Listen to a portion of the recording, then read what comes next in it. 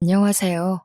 저는 어린 나이에 시집 가서 이혼한 뒤에야 인생을 펴게 되었고, 여전히 며느리 노릇 중에 있는 아줌마입니다. 제게는 친부모만큼이나 은인인 시모가 한 분 계십니다. 다들 결혼을 하게 되면 시모와 적이 된다지만, 저에게 시모는 완전 다른 의미의 존재인데요. 시모가 안 계셨다면 아마 제가 이 사연을 쓸 수 있는 여유도 없었을 겁니다. 시모 덕분에 이혼을 할 수 있었고, 시모 덕분에 새 삶을 살게 된 저의 고군분투 사연을 들려드리고 싶어서 찾아왔어요. 세상에 저런 가정도 있구나 생각하며 넓은 아량으로 제 글을 봐주셨으면 좋겠습니다. 어린 나이에 시집을 간 저는 결혼한 지 얼마 되지 않아서 친정아빠를 잃었습니다. 친정엄마는 제가 아주 어릴 적에 뇌경색으로 먼저 돌아가신 걸로 알고만 있었어요. 엄마를 전혀 기억하지 못할 나이였기에 아빠가 말해준 이야기로만 엄마의 이미지를 상상하곤 했죠. 친정아빠는 저를 데리고 아주 어렵고 가난하게 살았습니다. 돌아가실 때 제게 물려주는 재산은 없었지만 그렇다고 빚을 남기지도 않았어요. 아빠가 그렇게 악착같이 밤낮을 일했던 건 아무것도 줄 게 없는 제게 빚만큼이라도 물려주지 않기 위해서였을 겁니다. 저는 당연히 의무교육은 받고 컸지만 대학 같은 건 생각지도 못했고 20살이 되자마자 고깃집 알바를 해서 돈을 벌어야 했습니다. 그걸 친정아빠가 굉장히 미안했어요. 저에게만이라도 가난 때문에 피해보게 하는 일은 없도록 만들고 싶었다는데 저는 대학을 못 간 것이 친정아빠 탓이라고 생각하지 않아요. 대학은 제가 공부를 더 열심히 했다면 장학금을 받고 기숙사에 들어가 다닐 수 있는 부분이지 않습니까? 제 능력이 그만큼 대단하지 못해서 대학 못 가게 된 것이라 친정아빠 탓을 한 적이 없었거든요. 그래서 한 번씩 술 마시면 자책하는 아빠에게도 아빠 탓 아니라고 달래주었네요. 저는 나이 20살까지 크면서 한 번도 아빠에게 집안 환경에 대해 불평을 한 적도 없습니다. 아빠의 감사한 노력 덕분에 저는 가난 속에서 허덕이며 컸다는 느낌도 못 받았고요. 그런데 딱 한 번 제 인생을 탓하고 후회를 했던 일이 있었는데요.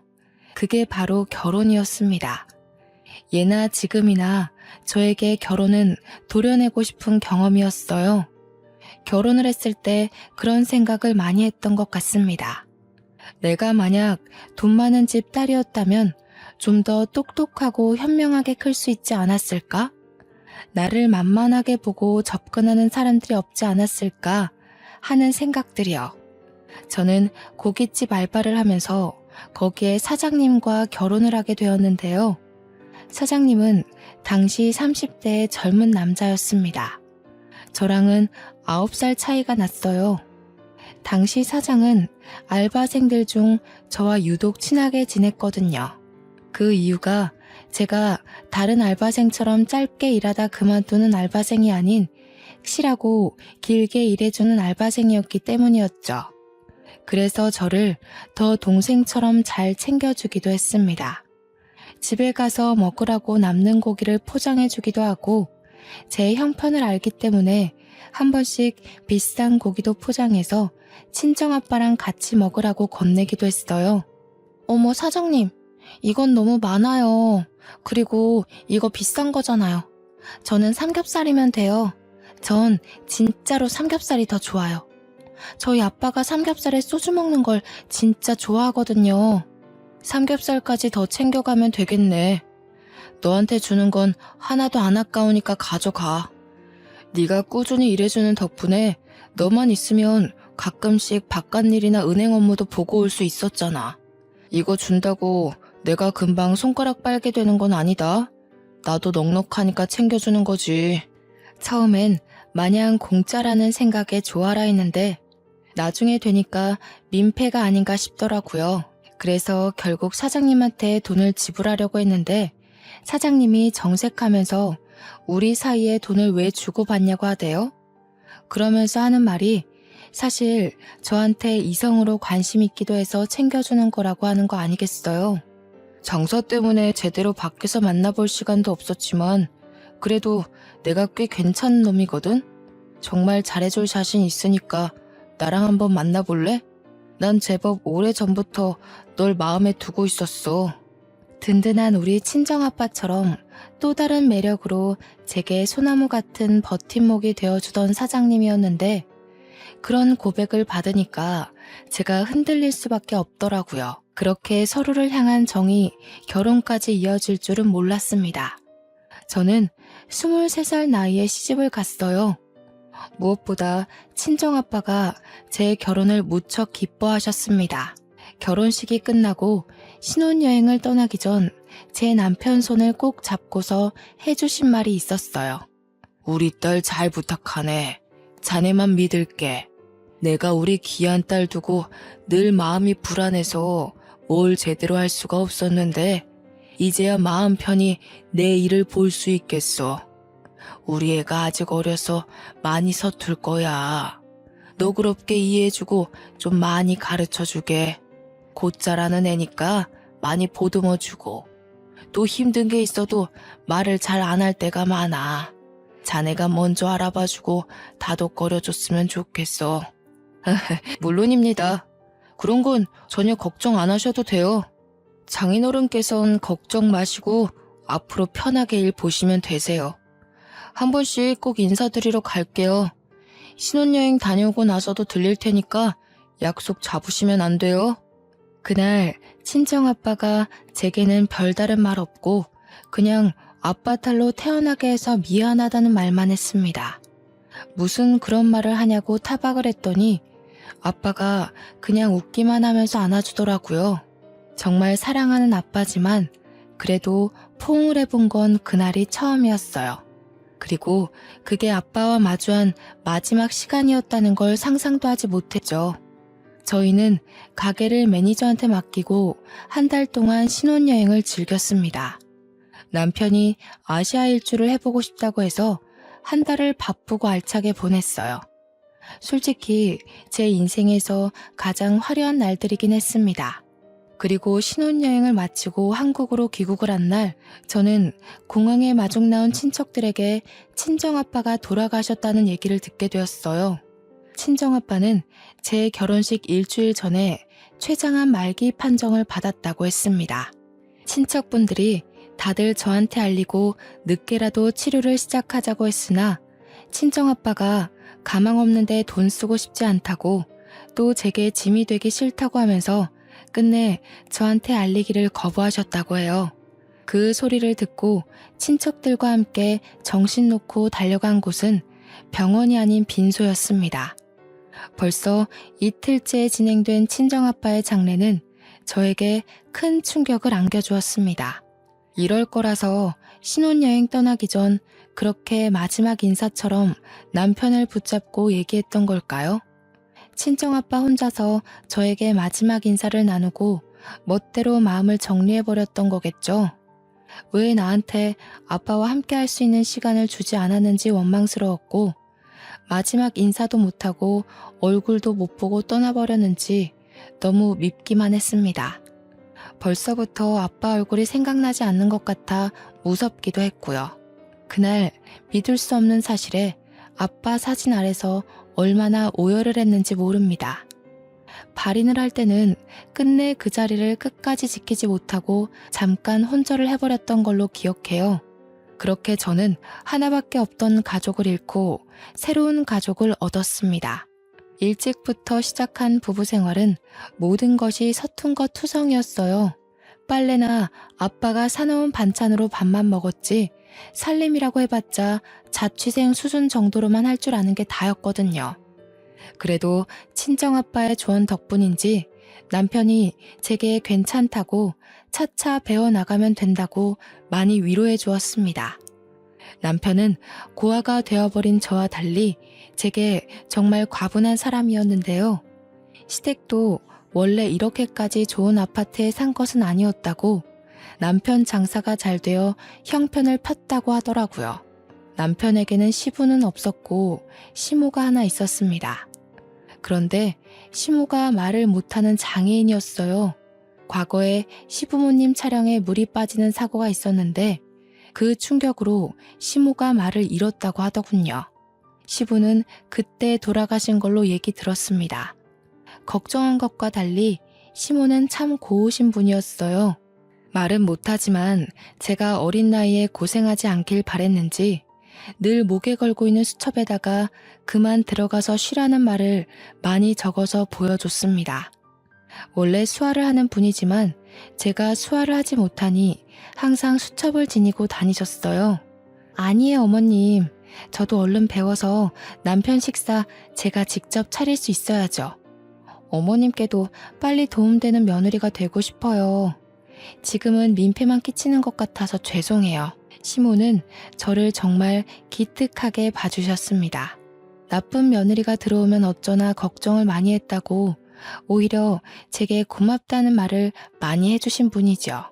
저는 남편이랑 결혼하면서 하던 아르바이트도 안 하게 되었기에 시모랑 하루 종일 붙어있는 시간이 많았는데요. 시모가 저를 딸처럼 잘 챙겨주니 저도 시모를 엄마처럼 많이 의지하게 되더라고요. 덕분에 저는 결혼 생활 1년 반 정도 만에 거의 주부 10단 실력만큼이나 살림을 잘하게 되었습니다. 시모의 도움과 저의 노력이 시너지를 일으켰기 때문이라고 생각합니다. 이젠 시모한테 묻지 않아도 웬만한 요리는 제가 알아서 할 수 있었고 식사 또한 시모와 남편이 자리에 오기 전까지 차려놓을 수 있을 정도로 실력이 늘었죠. 우와, 이게 뭐야? 해물탕을 했네? 자기는 어쩜 갈수록 요리 실력이 늘어? 내가 와이프 하나는 진짜 잘 뒀다. 그치 엄마? 남편이 아침마다 든든해서 일할 맛이 난다며 제 칭찬을 했는데 옆에서 시모 또한 고개를 끄덕이며 웃음을 보이더라고요. 집에서 아무것도 안 하는 며느리로서 마땅히 해야 할 일인데 과한 칭찬을 받으니까 쑥스러웠습니다. 남편 장사가 새벽 2시에 끝나기 때문에 저는 늘 남편이 올 시간쯤에 다시 잠에서 깼다가 남편을 챙겨주고 잠자리에 들기를 반복했어요. 남편은 저보다 더 힘들게 손님 상대하며 12시간 넘게 일을 하는데 이 정도 내조하는 건 전혀 힘들지 않았습니다.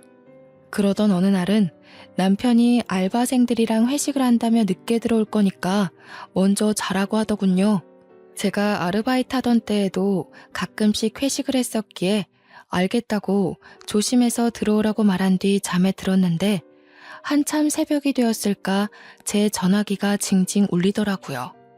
작은 진동으로 되어 있었는데도 금방 깰 수 있었던 이유가 희한하게 남편이 집에 안 들어오면 잠기가 예민해지는 거 있죠. 남편이 무사히 귀가하는 걸 제 눈으로 봐야 안심이 되었어요. 정말 가족이라고 생각했기 때문이 아니었나 싶네요. 저도 남편 가게에서 오래 일했던 알바생이라서 거기 매니저와 알고 있는 사이였는데요. 오랜만에 매니저한테서 전화가 왔더라고요. 사실 연락처를 주고받고도 한 번도 전화는 해본 적 없던 사이였거든요. 통화해본 적 없는 사람이 다늦은 새벽에 전화가 왔다는 건 당연히 남편 문제가 아니겠습니까? 수진아, 오랜만이네. 잘 지내고 있지? 사장님이 술을 과하게 드셔서 뻗었거든. 좀 있으면 집 앞에 도착하는데 나와줄 수 있어? 한 10분 뒤면 도착할 것 같아. 역시 남편 일이 맞았던 거죠. 남편은 회식이 있더라도 한 번도 술 먹고 기절해 본 적 없던 사람이거든요. 너무 놀라서 저는 얼른 옷을 챙겨 입고 밖으로 나갔습니다. 잠시 기다리고 있었을까? 얼마 뒤 차 한 대가 아파트 입구에 섰고 보조석에 앉아있던 매니저가 내리더니 인사를 해왔습니다. 저희는 오랜만에 보는 거였는데도 안부 인사 나눌 정신 없었어요. 뒷좌석 문을 열고 남편을 꺼내기 바빴죠.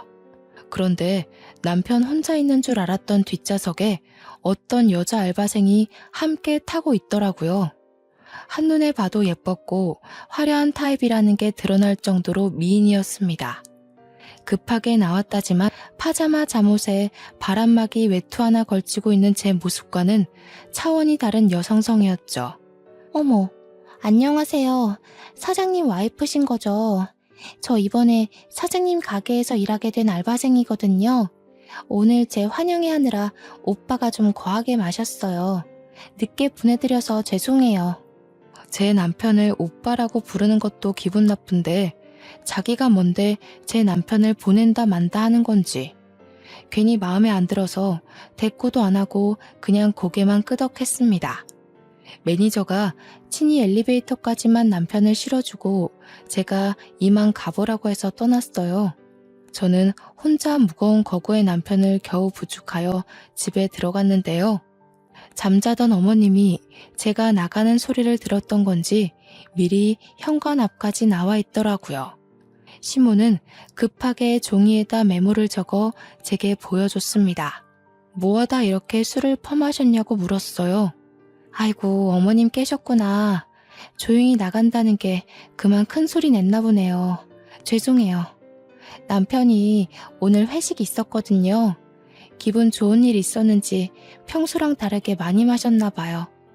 남편을 침대로 옮기는 데에 시모까지 나서서 도와줬고 시모는 바로 방으로 돌아갔습니다. 저 혼자서 남편 옷을 벗기느라 2차전을 벌이고 있던 중이었는데요. 남편이 자꾸 뭐라고 중얼중얼 거리는 겁니다. 이렇게까지 취한 걸 본 적이 없어서 여전히 낯설었어요.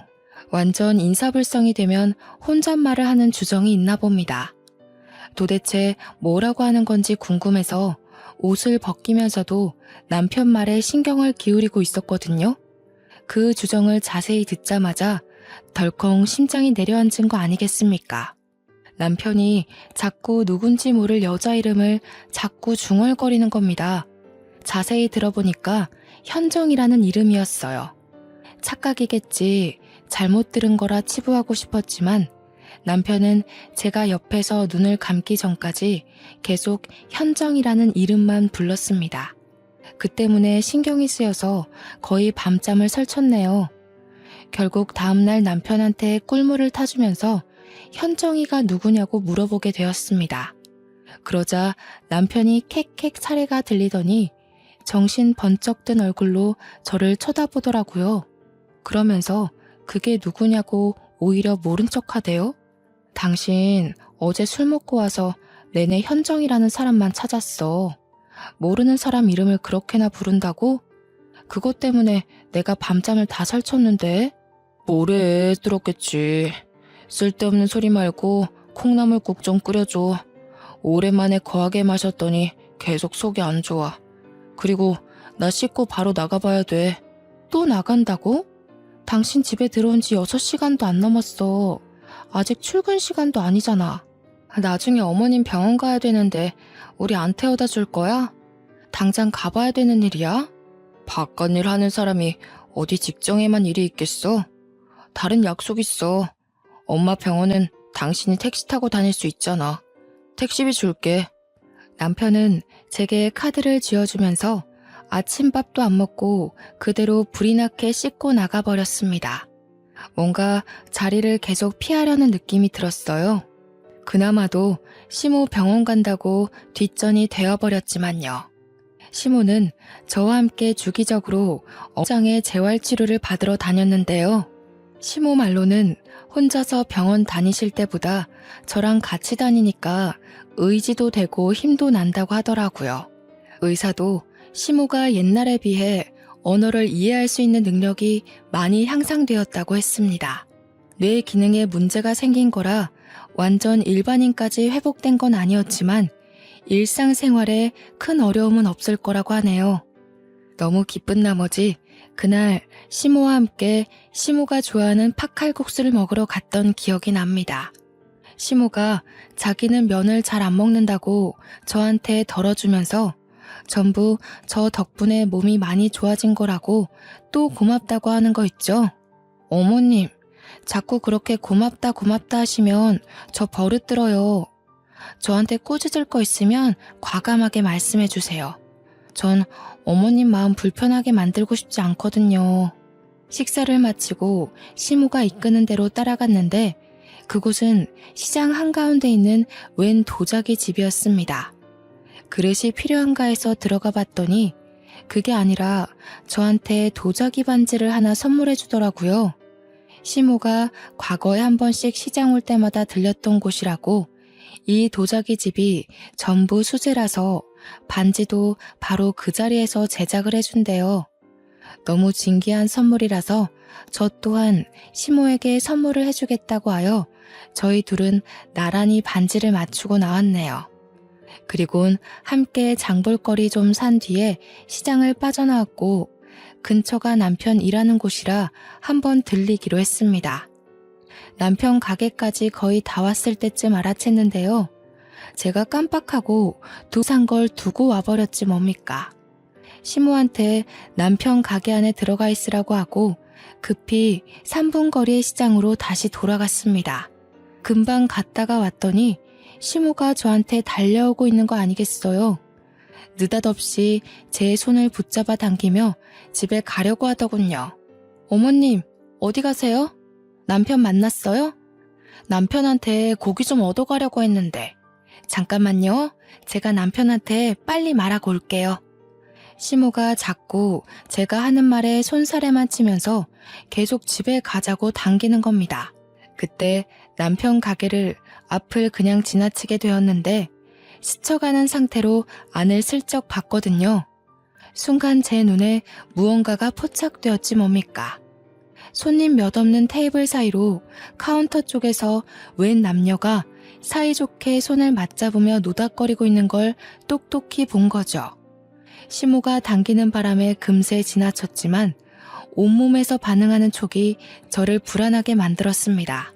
저는 결국 저를 꼭 잡는 시모와 실랑이를 벌이면서 시모를 놓고 가게로 돌아갔어요. 아니나 다를까 지난번 집 앞에서 본 여자 알바생과 남편이 휴대폰을 같이 보면서 키득거리고 있는 거 아니겠습니까? 그것도 완전 커플이 몸을 부대끼고 있는 모습처럼요. 저는 주변 사람들이 쳐다보건 말건 신경도 안 쓰고 냅다 소리를 질렀습니다. 여보! 하고 고함을 쳤더니 남편이 깜짝 놀라서 저를 발견했고 그대로 알바생을 밀치더라고요. 여자 알바생이 중심을 잃고 넘어지면서 엉덩이를 박았는데 금세 또 알바생을 부축하며 챙겨주었습니다. 그리고는 저한테 와서 우선 밖에서 얘기하자며 저를 끌고 가게를 나가려 했어요. 저는 그런 남편의 손길을 뿌리치면서 뭐하고 있었냐고 따졌습니다. 당신 설마 바람 피는 거야? 어제 당신 술 취해서 올 때 저 여자랑 같이 있었는데 그때부터 이런 짓 했니? 도대체 언제부터 이랬어?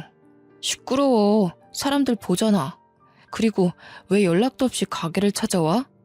여기가 왔다 갔다 놀러 다니는 놀이터인 줄 알아? 쓸데없는 소리 말고 집에 가 있어. 집에 가서 얘기해. 내가 이대로 집에 가면 일이 더 커질 거란 생각은 안 해? 바람 핀 게 아니면 이 자리에서 해명을 해야지. 아, 저 여자가 현정이야? 당신이 술주정 부리면서 주구장창 불러제끼던 그 여자 맞지?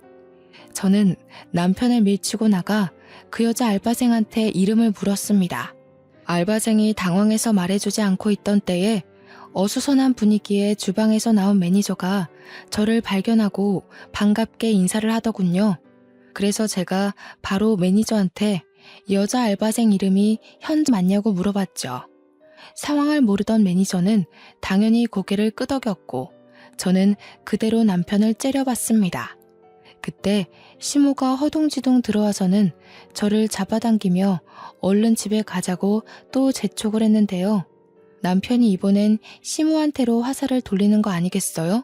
엄마, 내가 병원 갈 때 이쪽으로 지나다니지 말랬잖아. 미리 말해줬는데 그새 까먹었어? 하여튼 머리가 망가지니까 답답한 짓만 계속하네. 나만 속 터지지 나만. 남편이 언성을 높이자 시모가 남편한테 미안하다고 두 손을 싹싹 빌었습니다. 그러면서 시모가 다시 저를 끄집어 당겼어요. 그런데 곰곰이 생각해보니까 남편 말이 좀 이상하더라고요. 이쪽으로 지나다니지 말랬다고요? 그런 경고를 시모한테 미리 얘기를 했다는 건 이미부터 이런 수상쩍은 짓을 하고 다녔다는 거 아닌가요? 제가 그걸 눈치채고 다시 남편한테 따지고 물었더니 당황한 남편이 영업방해로 신고하기 전에 나가라고 협박을 하기 시작하더군요. 그러면서 저와 시모를 힘으로 몰아냈고 계단이 있는 것도 고려 안 한 채 무작정 밀어붙이는 탓에 시모가 발라당 바닥을 굴렀습니다. 지나가던 사람들이 놀라서 시모를 살폈고 가게 안의 사람들도 그제서야 일어나서 남편을 동영상 찍기 시작했어요. 화가 잔뜩 난 저는 시모를 살펴주다가 들고 있던 두부로 냅다 남편 머리통을 후려쳤고 그걸로 모자라서 봉지에서 두부를 꺼내 남편한테 패대기를 쳐버렸어요. 뭘 잘했다고 네 엄마를 그렇게 사정없이 밀어버려. 유부남이 대낮에 사람들 보는 앞에서 바람피는 게 잘한 짓이야? 네가 그러고도 어머님 아들이라 말할 자격이 있어? 아이씨, 내 돈으로 먹고 자고 싸고 치료까지 받으면서 그럼 그건 누가 효도하는 건데? 이렇게까지 해줬으면 나머지는 당신이 며느리로서 해야 되는 거 아니야? 그러게, 내가 좋게 말할 때 집에 돌아갔으면 이 꼴은 안 당했을 거 아니야? 남편의 호통은 사람들의 주의를 모으기 충분했고 남편은 제 분에 못 이겨 우리를 내버려 두고서 가게의 깊숙한 곳으로 들어가 버렸습니다. 하는 수 없이 저는 시모를 챙겨 집으로 돌아왔는데 시모가 저한테 계속 미안하다고 계속 메모를 적어주더군요. 알고 보니 시모는 남편이 바람피고 있는 걸 진작에 알고 있었더라고요. 아들이란 이유만으로 또 며느리인 내가 상처받길 원치 않아서 모든 걸 모른 채 입 다물고 있었다고 자백했습니다. 어머님, 저 너무 화나요. 솔직히 어머님한테도 배신감 느끼고요. 차라리 다 말해주시지. 그럼 제가 어머님한테만큼은 이렇게까지 배신감 느끼지 않았을 거예요. 전 어머님 너무 좋아했는데 역시 핏줄 앞에선 진심도 아무 소용이 없네요. 저 혼자 어머님을 엄마로 생각했나 봐요. 하긴 아들보다 며느리가 좋은 시어머니가 어딨겠어요. 어머님, 저 때문에 부담스러우셨겠어요. 이젠 저한테 신경 끄셔도 돼요. 저도 그럴 테니깐. 그날 저는 결혼하고서 난생 처음 시모에게 상처 주는 말을 서슴지 않고 해버렸습니다. 시모가 저를 붙들고 미안하다고 사과를 했지만 용서를 받아주지 않고 외면을 했어요. 그렇다고 가진 돈이 없는 제가 바로 집을 나갈 수 있는 건 아니었습니다. 생계 때문에 당당하게 이혼하자는 소리도 꺼내지 못하고 이대로 남편과 냉전 상태만 유지했죠. 그러다 돈 없는 제가 끝내 이혼 결심을 한 계기가 생겼는데요. 바로 친정아빠의 첫 기일날이었어요. 남편과 사이가 안 좋더라도 장인어른 기일은 남편한테 알려줘야 할 것 같아서 막 일하러 출근한 남편한테 전화를 했거든요. 그런데 웬 여자가 받는 거 아니겠습니까? 바로 그 문제의 알바생 상간녀였어요. 네, 사장님 커피 사러 갔는데 뭐라고 전해드릴까요? 근데 사모님, 그 전에 제가 궁금한 게 있는데요. 오빠가 사모님한테 마음 뜬 거 알면서 왜 계속 붙어 있어요? 혹시 돈 보고 자존심 없이 참고 살고 있는 거예요? 뭐라고요? 그쪽이야말로 가게에서 개망신 당해놓고 왜 아직 내 남편이랑 만나요? 생각 똑바로 바뀐 사람이면 그 가게에서 일 그만둬야 되는 거 아닌가요? 어머, 설마 저랑 오빠가 그날 소동 때문에 사이가 틀어진 줄 알았어요? 순수하기도 하셔라. 사모님이 생각하시는 것보다 저랑 오빠 꽤 돈독한 관계예요. 특히 오빠가 저한테 푹 빠져있네요. 내 남편 돈 보고 붙어있는 건 내가 아니라 그쪽이겠죠. 얼마나 돈에 미쳐있으면 유부남을 꼬셔서 남의 가정을 파탄내요? 어린애라서 그런가? 사모님이 모르셔도 너무 모르신다. 세상에 돈이면 미치는 사람들 많아요. 돈이란 건 남녀 불문, 나이 불문, 국적 불문하고 굉장한 가치잖아요? 참, 그거 알아요? 사모님 한 번씩 혼자 장 보러 갈 때 이미 어머님한테는 여러 번 인사를 드렸어요. 상간녀 발언에 흔들리고 싶지 않았는데 결국 저는 마지막 말을 듣고서 심장이 내려앉아 버렸습니다. 그대로 전화를 끊은 저는 당장 시모방을 찾아가서 물었습니다. 그러니 시모가 죄인처럼 고개를 숙이면서 맞다고 수긍하더라고요. 제게는 그것이 정말 청천벽력 같은 소식이었고 결국 저는 그 자리에서 이혼을 결심해버렸죠. 여기서 더 실망하게 된다면 저 어머님한테 해코지하고 싶을지도 몰라요. 어머님 변명 더는 안 듣고 싶으니까 메모 적지 마세요. 제가 이 집을 나가는 게 맞았어요. 가진 게 없어서 남편이랑 상간녀 소송할 돈이 없다는 게 진짜 너무 서럽네요. 그렇게 저는 남편에게 이혼을 요구했고 집을 나설 때 합의 이혼서에 도장을 찍었습니다. 제출은 시간 많은 제가 하기로 했고 남편은 저를 전혀 붙잡지 않았어요. 그날 제가 난리친 덕분에 남편 가게 이미지가 인터넷에서 소문이 쫙 나버리는 바람에 매출이 뚝 떨어졌거든요. 그래서 남편은 제 꼴을 진작에 보고 싶지 않아 했습니다. 이혼을 하게 되면 저는 남편보다 더한 가난을 얻게 되겠지만 몇 없는 짐과 재산 분할로 제게 떨어질 돈만 있는 걸로 만족하기로 하고 집을 나가게 되었어요. 제가 집을 나가는 당일 시모가 저를 방으로 불렀는데요. 솔직히 시모가 미워도 그동안 엄마라고 생각하고 믿고 의지했기에 시모를 두고 가는 것이 마냥 편치만은 않았습니다. 아니나 다를까 시모도 마찬가지였나 봅니다. 제게 밤새 쓴 것 같은 긴 내용의 편지를 건네더라고요.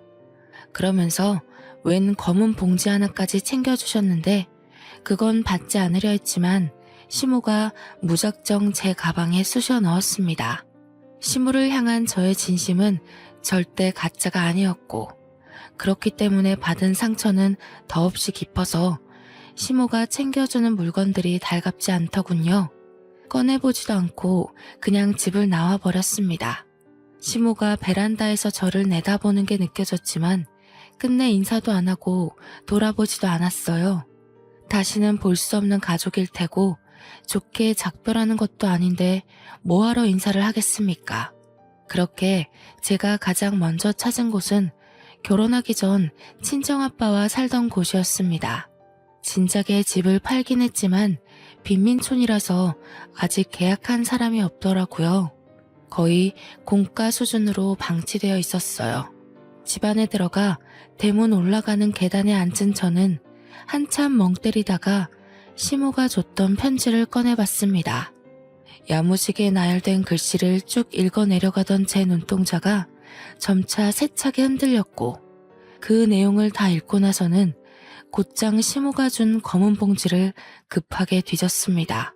편지에는 처음부터 끝까지 시모의 자책이 담겨 있었는데요. 자신이 아들을 잘못 키웠다고 남의 집 귀한 자식한테 큰 상처를 줬다면서 자기 아들이 잘못했다는 거 알지만 이렇게 밉고 못된 놈도 자식이라고 못난 엄마 된 입장에서 보듬으려 했다며 저와 남편을 둘 다 지키려다 이 꼴이 났다고 미안하다는 내용이 가득했어요. 그러면서 마지막 추신에 그동안 딸이 주는 사랑 알게 해줘서 고맙고 우리 창창하고 예쁜 며느리가 앞으로 하고 싶은 일 하면서 건강하게 살았으면 좋겠다고 내가 가진 게 이것밖에 없으니 이 돈으로 자기 아들 소송하라며 돈을 조금 넣었다고 하는 겁니다. 검은 봉지 안에 든 건 다름 아닌 3개의 통장이었습니다. 그 안에는 각각 1억, 2억, 4억의 액수가 찍혀 있었어요. 그런데 중요한 건 통장 중에 명의 하나가 제 이름으로 되어 있는 거 아니겠습니까? 그 말은 본래 가지고 있던 2개의 통장과 다르게 나머지 하나는 일부러 저를 주기 위해 만들었다는 거잖아요. 어떻게 이럴 수가 있는 걸까요? 제가 얼마나 모진 말을 했는데 남편의 불륜을 알아채고 난 후부턴 시모에게 따뜻한 눈길마저 준 적 없었단 말입니다. 병원 가는 시모를 혼자 내버려뒀고 또 한 번 같이 먹지 않았어요. 그런데 어떻게 저한테 이 큰 돈을 덜렁 줄 수냐 있냔 말인가요? 시모는 그렇게 못된 짓을 한 제가 밉지도 않았던 걸까요? 어째서 시모는 제가 아는 시모의 모습 그대로 저를 기다리고 있었던 거죠? 너무 어린아이 같았던 제가 창피하고 진심으로 엄마였던 시모의 마음에 너무 죄송해서 한동안 그걸 쥐고 얼마나 울었는지 모릅니다. 날이 밝을 때 그 집을 나왔는데 나 저무도록 곶가에 앉아 울었던 걸로 알아요. 결국 저는 다시 시모가 있는 집을 찾아갔습니다. 그 쓰레기 같은 집에서 시모를 빼내오기로 마음을 돌려먹은 거죠. 집에 갔더니 제가 나간 걸 알고 살판난 남편이 그새 상간녀를 들였지 뭐예요. 제가 집을 나간 게 12시간도 안 되었는데 얼마나 이 순간을 기다렸으면 그새 상간녀를 집까지 들였을까요? 어차피 남이 될 남편 그냥 무시하고서 저는 바로 시모 방을 찾았습니다. 시모는 방구석에 앉아서 저와 찍었던 사진을 정리하고 있더라고요. 저는 진작에 빼버린 도자기 반지도 시모는 여전히 끼고 있었습니다. 제가 방문을 열자마자 저를 발견한 시모가 깜짝 놀라셨는데요. 저는 설명도 없이 당장 시모의 짐을 챙기기 시작했어요. 챙기고서 시모 손을 잡고 신발을 신겨주는데 그때 남편이랑 상간녀가 다시 모습을 드러냈습니다. 뭐야 당신? 우리 엄마 데리고 뭐 하는 거야? 갑자기 다시 와서 왜 이래? 우리 더 이상 볼 필요 없는 사이지 않아? 당신한테 부모가 필요 없는 것 같아서. 근데 나는 엄마가 너무 필요하거든. 어머님이 당신 찾을 때까지 당신이 먼저 어머님 찾는 일은 없었으면 좋겠어. 그리고 나 당신이랑 저 여자 소송할 거거든? 저 여자 돈 없는 학생이라고 했지? 그럼 저 여자 위자료까지 당신이 내줘야겠네. 소송이라니? 뭔 소리야. 우리 합의 이혼했잖아. 배운 거 없어서 멍청한 줄은 알았지만 합의 이혼하면 소송 못하는 것도 모르는 바본 줄은 몰랐네. 아, 그 합의서 내가 찢어버렸어. 머리 검은 짐승한테는 회유보다 채찍이 나을 것 같더라고. 돈 없는 여자 끼고 노는 것도 당신이 돈이 있어야 가능할 텐데 이젠 그런 짓도 못해서 어쩌나? 몸이 근질근질하겠네? 뭐야, 제정신이야? 합의 본 걸 왜 이제 와서 뒤엎고 난리야? 이거 무효야. 우린 분명 합의 이혼한 거고 소송 같은 거 못해. 나야말로 소송하기 전에 다시 합의서 갖고 와. 내가 정말 궁금한 게 있어서 그러는데 당신 저 여자 데리고 살 생각이야? 내가 아무것도 몰랐던 것처럼 저 여자도 아무것도 모른다 생각해서 끼고 살려는 거니? 나이를 그만큼 먹는다고 다 제정신인 건 아니구나. 저기요, 현정이라고 했죠? 이제 그 남자 빈털털이 될 텐데 저 남자한테 돈 보고 접근한 거라면서요. 다른 남자 찾는 게 좋을 거예요. 제가 이간질을 좀 시켰더니 남편이 상간녀를 쳐다보는 눈빛이 좀 사납더라고요. 상간녀가 하는 사랑의 속삭임을 진심으로 믿기라도 했었나 봐요.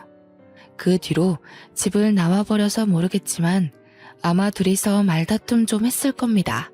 그대로 시모를 데리고 나온 저는 계속해서 시모한테 별다른 설명을 해주지 않았습니다. 무작정 비싼 호텔로 가서 방을 잡았죠. 맨날 마트보다 시장을 전전하며 한 번도 사치를 부린 적이 없는데 그날만큼은 어머님과 함께 기분 전환할 수 있는 곳에 있고 싶었어요. 죄송해요 어머님. 어머님 뜻 안 물어보고 마음대로 모셔와서요. 다시 돌아가고 싶다고 해도 괜찮아요. 대신 오늘만은 저랑 같이 있어주세요. 호텔방에 들어와서야 저는 시모 앞에 고개를 숙이며 어리석었던 마음을 용서빌었습니다. 제 말을 듣고 시모는 제 손을 꼭 잡아주면서 그러지 말라고 하더라고요. 그러면서 입모양으로 고마워 이 말 한마디를 하는데 내내 불안했던 제 마음이 사르르 풀려버렸지 뭡니까. 솔직히 무서웠거든요. 남편한테 그렇게 덤비면서도 어머님을 데리고 당당하게 나오면서도 잘못된 일을 저지르고 있는 것 같아서 조마조마했단 말이죠. 그런데 아니래요. 저더러 참 기특하게 잘했대요. 시모가 그렇게 말해주는데 두려웠던 마음이 싹 가시면서 눈물이 나더라고요. 아마 시모 품에서 몇 분을 엉엉 울었을 겁니다. 저는 시모가 준 용기로 끝내 남편과 상간녀를 소송하였습니다. 그리고 부동산을 돌아다니면서 시모와 함께 새로 살 작은 집을 구했어요. 남편한테 위자료 받은 게 생각보다 많아서 뭐라도 돈벌이를 해볼 시도를 할 수 있게 되었는데 시모가 저더러 기사식당 한번 해보지 않겠냐고 하더라고요. 제 요리 실력을 썩히기 아깝다고 작은 기사식당 하나 차려서 저렴하게 장사해보자고 권유를 하였습니다. 제가 어머님한테 요리를 배운 사람이니까 어머님 손맛도 당연히 장난 아니거든요.